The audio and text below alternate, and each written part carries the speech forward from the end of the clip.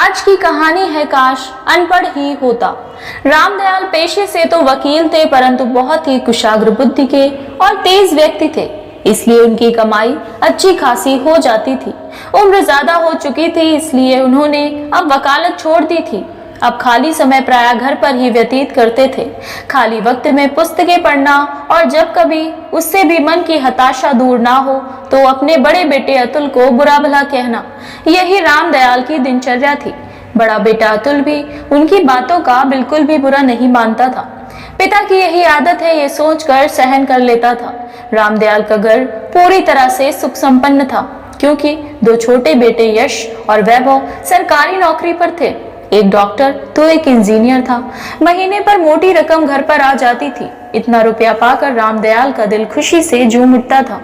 परंतु जैसे ही उसकी नजर बेरोजगार बेटे अतुल पर पड़ती, वैसे ही उनकी हंसी गुम हो जाती और वो अपने अनपढ़ बेटे को कोसने लगता था, क्योंकि वो चाहता था कि अतुल भी अपने भाइयों की तरह पढ़ लिख कर सरकारी नौकरी करे। परंतु रामदयाल के काफी कोशिशों के बावजूद भी अतुल का मन पढ़ाई में ना लगा।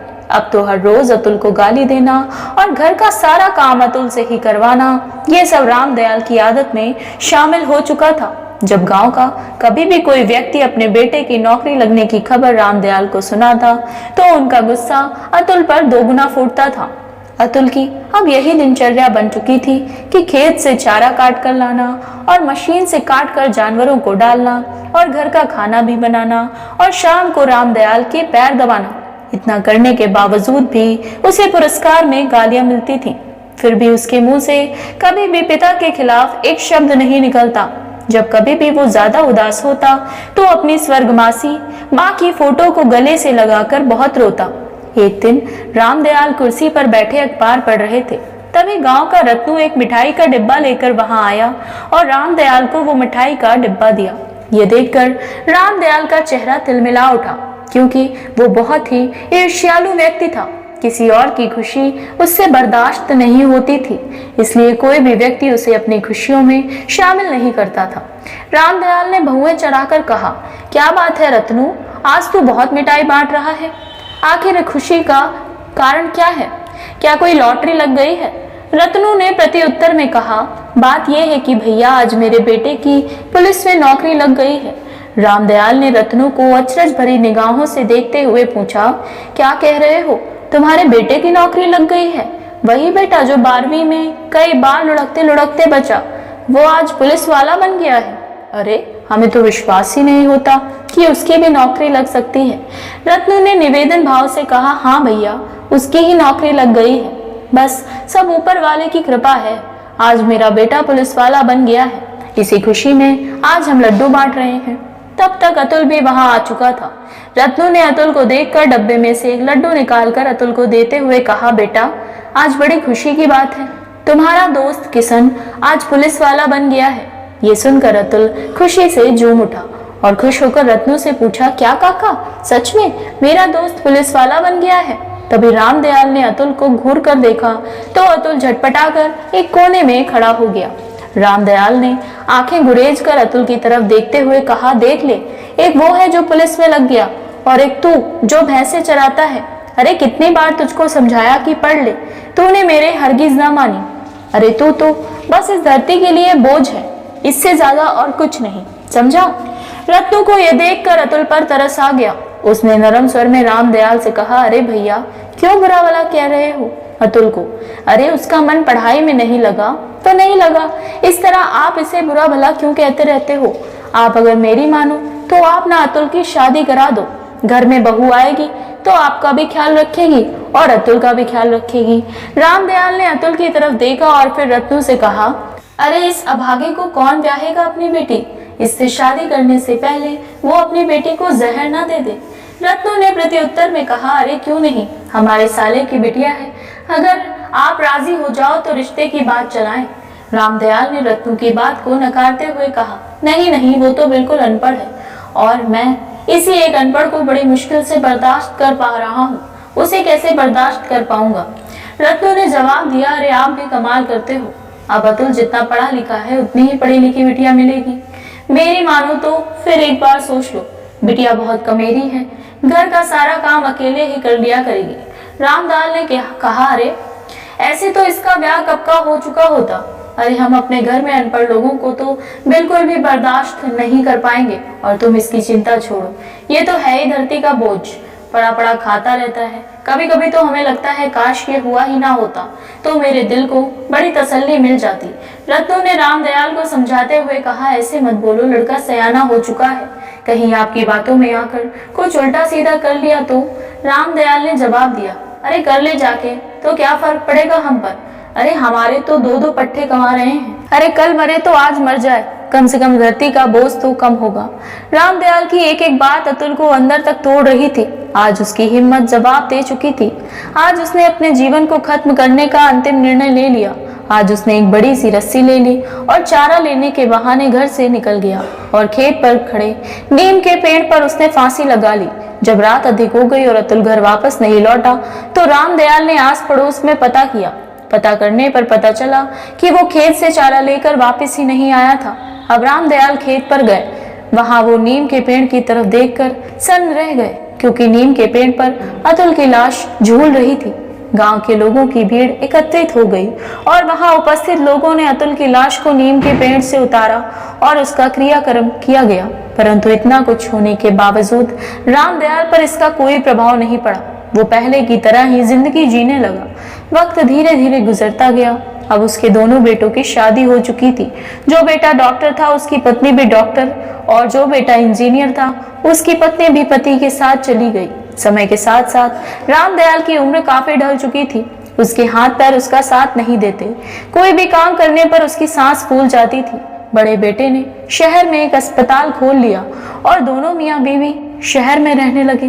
कुछ दिनों बाद छोटे बेटे की भी पोस्टिंग दूसरे शहर में हो गई, तो उसने अपनी पत्नी की भी पोस्टिंग उसी शहर में करवा ली। अब दोनों ही मियाँ बीवी जाने की तैयारी में जुट गए।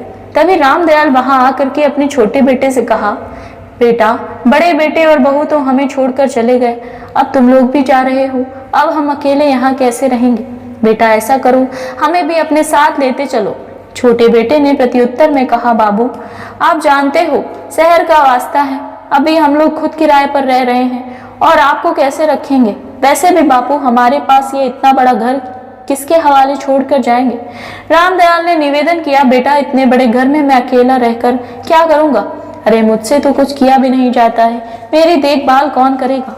छोटे बेटे ने रामदयाल को समझाते हुए कहा, बापू आप चिंता मत करो, मैं इस घर को बेचकर शहर में एक नया घर ले रहे हैं, बस यहाँ से ये घर बेचेंगे और वहाँ नया घर खरीद लेंगे।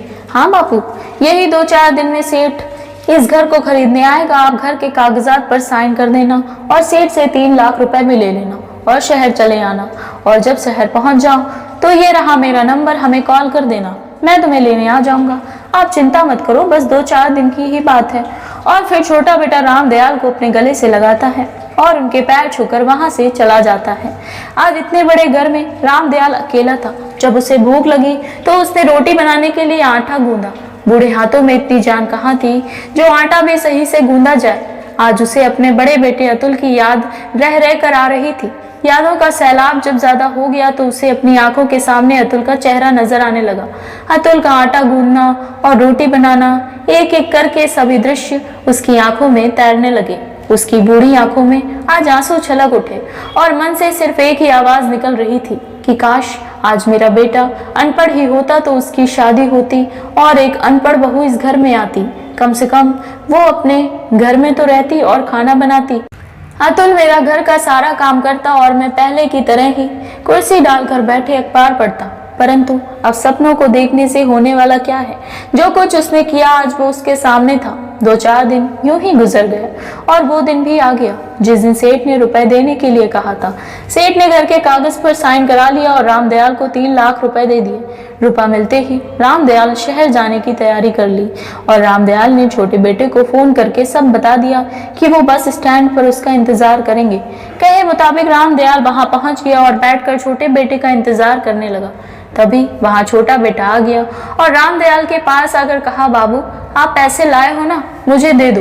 वो जो मैंने नया घर खरीदा है उसका मालिक अभी रुपए मांग रहा है, अगर मैंने उसे अभी रुपए नहीं दिए तो वो अपना घर किसी और को बेच देगा। रामदयाल ने रुपयों का बैग झटपट से छोटे बेटे को दे दिया। छोटे बेटे ने रुपए लेकर रामदयाल से कहा, बापू आप यहीं बैठो, मैं सेठ को अभी रुपए देकर आता हूँ। और छोटा बेटा अपने बापू को वहीं बैठाकर रुपए लेकर वहां से चला गया और रामदयाल वहीं बैठकर उसका इंतजार करने लगे। समय धीरे धीरे काफी बीत चुका था, परंतु छोटा बेटा अभी तक वापस नहीं आया था। शाम होने को थी। रामदयाल बहुत ही चिंतित था कि बेटा अभी तक नहीं आया। उससे रहा नहीं गया तो उसने एक राहगीर से वही फोन नंबर लगवाया जो उसे बेटे ने दिया था, परंतु फोन भी स्विच ऑफ आ रहा था। अब रामदयाल की चिंता और भी अधिक बढ़ चुकी थी। वो हताश बैठा ही हुआ था कि तभी उसे एक मोटरसाइकिल आते हुए दिखाई दी जिस पर बेटा बैठा हुआ था। वो दूर से ही बेटे को आवाज लगाने लगा, परंतु बेटा रामदयाल को पास से देखता हुआ निकल गया।